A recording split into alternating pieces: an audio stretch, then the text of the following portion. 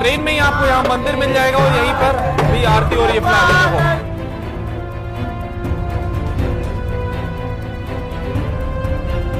आज की सबसे वायरल खबर है रणवीर सिंह की, लेकिन इसी खबर को देखते ही एक पुरानी बात याद आ गई। दरअसल 6 साल पहले दीपिका पादुकोण जेएनयू गई थीं क्योंकि वहां स्टूडेंट्स के साथ गलत बर्ताव हुआ था। एक्ट्रेस उनका दुख बांटने के लिए इंसानियत के नाते सिर्फ सपोर्ट में जाकर खड़ी हो गई। किसी से कुछ कहा नहीं, किसी पार्टी, नेता या किसी संगठन के बारे में कुछ नहीं बोला, किसी के खिलाफ कोई बयान नहीं दिया। दुख बांटने के बदले में उनकी फिल्म फ्लॉप करवा दी गई, उन्हें गालियां दी गईं, भगवा बिकिनी वाली, देशद्रोही और न जाने क्या कुछ कहा गया। लेकिन उस वक्त रणवीर की तरफ से बतौर एक्टर इंडस्ट्री की साथी एक्ट्रेस के लिए कोई बयान नहीं आया था। दूसरी तरफ दीपिका के पति एक्टर रणवीर सिंह की फिल्म धुरंधर 2 पिछले दिनों रिलीज हुई। दावे किए जा रहे हैं कि फिल्म कई हजार करोड़ कमा चुकी है। फिल्म एंटी पाकिस्तान थीम पर बेस्ड है, जिसमें भारत के कई पेचीदा मामलों को मास्टर स्ट्रोक की तरह पेश किया है। रणवीर सिंह को एक तबके ने बॉलीवुड का नया किंग बताना शुरू कर दिया है। कहा जा रहा है कि उन्होंने खान, कपूर गैंग, करण जौहर जैसे लोगों को अपने भौकाल से पानी पिला दिया है।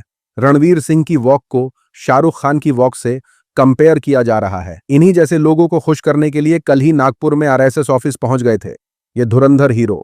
मोहन भागवत से 1.5 घंटे तक बातचीत की, हेडगेवार की मूर्ति पर हाथ जोड़कर प्रार्थना भी कर दी। सोशल मीडिया पर एक्टर रणवीर सिंह को आरएसएस के ऑफिस में देखने के बाद ट्रोल किया जा रहा है। रणवीर सिंह की हिपोक्रेसी को लोग मीम्स के जरिए दिखा रहे हैं। लोग बोल रहे हैं कि क्या प्रोपोगेंडा फिल्म करना काफी नहीं था, जो आरएसएस के ऑफिस चंदा लेने पहुंच गए।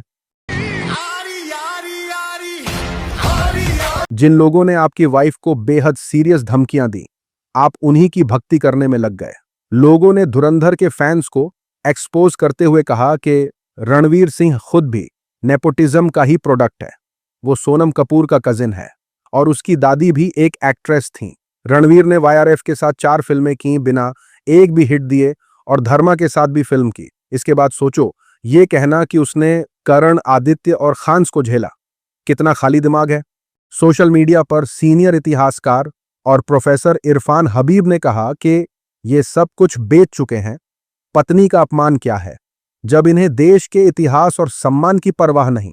साथ ही साथ लोगों ने कहा कि जो आदमी संविधान की आजादी से फिल्में बनाता है, वो उस सोच या विचारधारा को सलाम करता है जो माइनॉरिटीज को उनके राइट्स देने से इनकार करती थी। यानी स्पाइन नहीं बिका, बल्कि स्पाइन कभी था ही नहीं।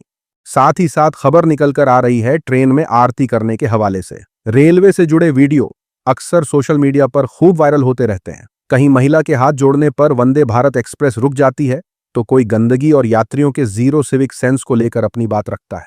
इसी बीच ट्रेन के अंदर का एक अनोखा वीडियो सामने आया है। इस बार किसी सीट के चक्कर में लोगों में लड़ाई नहीं हो रही है, बल्कि ट्रेन के अंदर पूजा पाठ किया जा रहा है। कोच के अंदर ही मंदिर बना लिया है और महिलाएं भगवान की आरती करती नजर आ रही हैं। वायरल हो रहे वीडियो में देखा जा सकता है कि कोच के अंदर अपर सीट पर मंदिर बना हुआ है, कई देवी देवताओं की तस्वीर रखी है और पूरी सीट को मंदिर की तरह फूलों से सजाया गया है।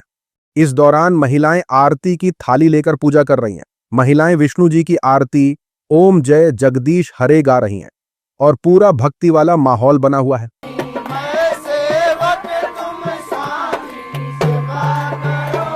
इस वीडियो के वायरल होने के बाद जहां कुछ लोग इसे सही बता रहे हैं, तो वहीं बहुत से लोगों ने इसकी सख्त मजम्मत की है। लोगों का कहना है कि तुम 36 घंटे ट्रैवल के लिए 3 घंटे पहले टिकट बुक करो और ट्रेन में जाते ही ये नज़ारा दिखे। सोशल मीडिया पर इस बात पर भी चर्चा तेज हो गई है कि ट्रेन ट्रैवल करने के लिए होती है, ये नियम सबके लिए बराबर बताया जाता है। लेकिन जैसे ही किसी दूसरे मजहब के लोग अपनी इबादत बिना शोर शराबे और शांति के साथ करते हैं, उन्हें पुलिस उठाकर जेल में डाल देती है। सोशल मीडिया पर चल रहा है कि ट्रेन की एक सीट पर मूर्तियां रखकर उसे मंदिर बना दिया गया। उस मंदिर के सामने आरती हो रही है। इससे किसी सहयात्री को समस्या नहीं है, रेलवे को समस्या नहीं है, लेकिन यहीं कोई दूसरे समुदाय का शख्स 2 रकअत नमाज अदा कर ले तो भावना आहत हो जाएगी। ये दोगलापन है। साथ ही साथ सीनियर पत्रकार आरफा खानम शेरवानी ने कहा, इस देश में सिर्फ हिंदू ही पहले दर्जे के नागरिक हैं, जिन्हें अपनी मर्जी से पब्लिक जगहों पर रहने और इस्तेमाल करने की पूरी आजादी है। जरा सोचिए, अगर इस ट्रेन के डिब्बे के किसी कोने में कोई आदमी या औरत चुपचाप 5 मिनट नमाज पढ़ ले तो कितना हंगामा हो जाएगा। आपको अच्छी तरह पता है कि उसका अंजाम क्या होगा। उसी के साथ देखिए किस तरीके से लोग भाजपा के बयानों को पकड़ रहे हैं। खबर है कि भाजपा एक बार फिर अपना असली चेहरा दिखा रही है। आप खुद देखकर हैरान रह जाएंगे। केरल में भाजपा के उम्मीदवार बीफ बांटने का वादा करते हैं। वेस्ट बंगाल में भाजपा मछली को प्रमोट कर रही है। बिहार में झटका मीट खाने की सलाह भाजपा नेता दे रहे हैं और यूपी में गोबर से पेंट बनाने की स्कीम चलाई जा रही है। लोग पूछने लगे कि ये कौन सी राजनीति है। एक तरफ तो पूरे देश में हिंदुत्व, गौ रक्षा और सबका साथ सबका विकास का नारा, दूसरी तरफ वोट के लिए हर राज्य में अलग अलग स्वाद का मेन्यू। सोचिए जरा, केरल में भाजपा कैंडिडेट कह रहा है वोट दो तो अच्छा बीफ खिलाएंगे। बंगाल में भाजपा वाले मछली लेकर घूम रहे हैं, ये दिखाते हुए कि हम शाकाहारी नहीं हैं। बिहार में गिरिराज सिंह बोल रहे हैं झटका खाओ, हलाल मत खाओ।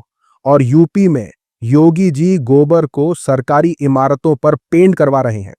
जनता सोच में पड़ गई है कि वही भाजपा है ना जो गौ रक्षा के नाम पर पूरे देश में हंगामा मचाती है।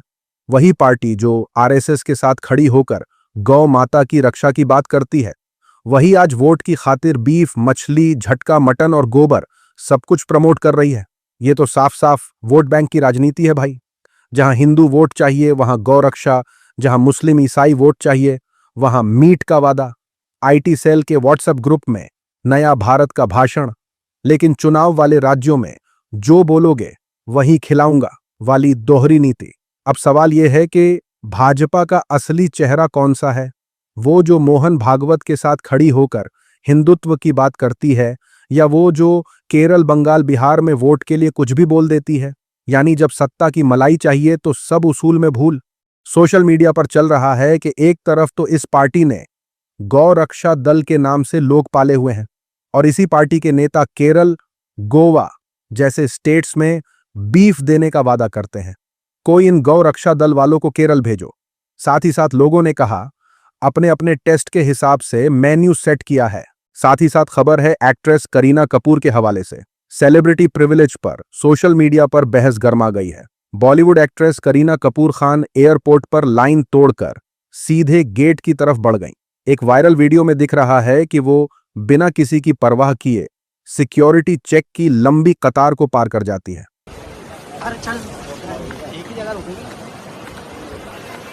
इस घटना को लेकर सोशल मीडिया पर भारी बहस छिड़ गई है।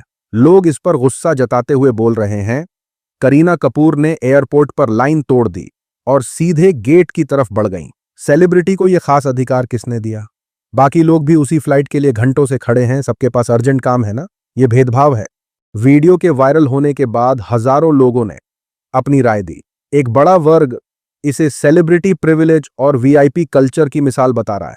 लोग पूछ रहे हैं कि आम आदमी टिकट लेकर घंटों लाइन में खड़ा रहे, पसीना बहाए, लेकिन स्टार को सीधा पास क्यों? कुछ लोग ये तक बोल रहे हैं कि अगर सब बराबर हैं तो भाई लाइन क्यों तोड़ी? और देश में सेलिब्रिटी वर्शिप इतना ज्यादा है कि ये लोग खुद को ऊपर समझते हैं। दूसरी तरफ करीना का बचाव करने वाले भी कम नहीं। कई लोगों ने साफ किया कि यह भेदभाव नहीं बल्कि बिजनेस क्लास टिकट का फायदा है। उन्होंने बताया कि बिजनेस क्लास पैसेंजर्स के लिए अलग काउंटर और प्रायोरिटी सर्विस होती है जो पैसे देकर खरीदी जा सकती है। बोल रहे हैं कि थोड़ा रिसर्च कर लो। उन्होंने बिजनेस क्लास टिकट बुक किया है, अलग काउंटर है, एयरपोर्ट सिक्योरिटी और स्टाफ खुद ये फैसिलिटेट करते हैं। सेलिब्रिटी को घेर कर लोग सेल्फी लेने लगते हैं जो सेफ्टी के लिए खतरा बन जाता है। बहस में कई लोगों ने इंडिया के सेलिब्रिटी कल्चर पर भी सवाल उठाए। कुछ का कहना है कि अगर करीना लाइन में खड़ी रहती तो लोग उन्हें घेर लेते, सिक्योरिटी बिगड़ जाती और आम यात्री भी परेशान होते। भारत में लोग सेलिब्रिटी को भगवान समझते हैं। जब तक ये सोच नहीं बदलेगी वीआईपी ट्रीटमेंट जारी रहेगा। सोशल मीडिया पर चल रहा है कि लाइन में खड़े लोगों को करीना से बोलना चाहिए था कि आप भी लाइन में लगे। लाइन तोड़कर क्यों जा रही हैं? वहां तो खामोश रहे। इतने लोगों में एक की भी हिम्मत नहीं हुई पूछने की, और यहां रोना मचा रखा है। वहां क्यों चुप रहे? साथ ही साथ लोगों ने करीना पर रोने वालों से पूछा कि कभी एयरपोर्ट गया है? बिजनेस क्लास वालों के लिए लाइन नहीं होती। पटौदी खानदान की बहू है वो, किसी चाय वाले की बीवी तो है नहीं। सोशल मीडिया पर बहस अभी भी जारी है और हजारों कमेंट्स आ रहे हैं। आज की वीडियो में इतना ही। अपनी राय सुझाव कमेंट में जरूर बताएं। मिलूंगा आप सभी से अगले वीडियो में। तब तक के लिए अपना ख्याल रखें।